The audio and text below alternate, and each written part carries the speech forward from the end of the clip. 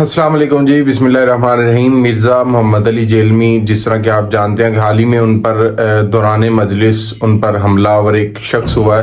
एक शख्स ने उनको मारने की कोशिश की है। वो वीडियो मैं आपके सामने रखता हूँ। वजह ये थी कि मिर्ज़ा मोहम्मद अली जेलमी ने कुरान मजीद के बारे में, कुरान बाज़ मसाइल और अहकामात के बारे में गैरुल कुरान का और सख्त लहजे की वजह से, याद रखिए हमेशा जो आलिम दीन होता है उसको अपने अखलाक की वजह से जो मुक्तदी है सुनने वाला उसको मुतासर करना चाहिए। ऐसा क्या मामला पेश आया कि जिसकी वजह से आदमी उठा, उसने मिर्ज़ा मोहम्मद अली जेलमी को मारने की कोशिश की और हमलावर होने की कोशिश की। उससे पहले कि वो हमलावर होते तो वामुन्नास में से चंद बंदों ने पकड़ा। मैं वीडियो आपके सामने रखता हूँ। सिर्फ और सिर्फ अखलाक के साथ मुतासर कीजिए, लोगों को मुतनफ़र ना कीजिए, दीन इस्लाम के साथ अपनी ज़ुबान से मुतासर कीजिए।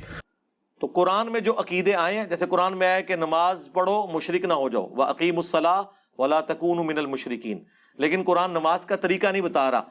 तो जब कुरान कह रहा है कि नमाज के बगैर तुम काफिर हो, मुशरिक हो, तो लिहाजा कुरान नमाज को फर्ज कर रहा है। तो अब नमाज का तरीका कहां से सीखेंगे? वो कुरान ही कहता है कि रसूलुल्लाह की तरफ जाओ, और रसूलुल्लाह का तरीका सुन्नत, अमली तवातुर और अहादीस के जरिए हम पर ट्रांसफर हुआ। लिहाजा सुन्नत को मानना, कुरान को मानना है, क्योंकि कुरान ने मानने का हुक्म दिया। ठीक हो गया जी? बस ठीक है, मैंने जवाब दे दिया।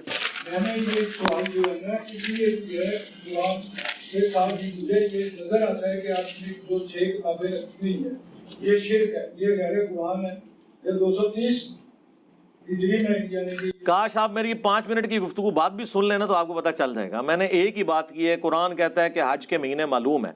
आप मुझे इस कुरान में से हज के महीने बताएं। हमारे लिए ये आलम बनना बहुत मुश्किल है। कुरान की 6 आप तकरीर ना करें, मैं जो बात का जवाब दे रहा हूं उसको आप सीखें तो आपके सदियों के मसले हल हो जाएंगे।